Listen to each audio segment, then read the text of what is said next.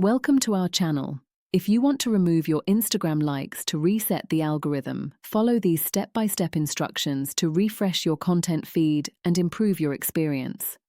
Step 1. Open the Instagram app on your mobile device and log in to your account. Step 2. Go to your profile by tapping your profile picture in the bottom right corner. Step 3. Tap the menu icon with 3 horizontal lines in the top right corner and select Settings and Privacy. Step 4. Navigate to your Activity section and tap Posts. You've liked to view all your past liked content. Step 5. Scroll through the list and tap the heart icon on each post to unlike it. This process must be done manually for each post. Step 6. Continue removing likes from various content types to signal different preferences to the algorithm. Step 7.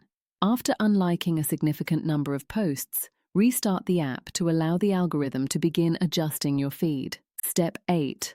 Over the next few days, engage with content you genuinely enjoy to help the algorithm learn your new preferences. Don't forget to like this video and subscribe to our channel.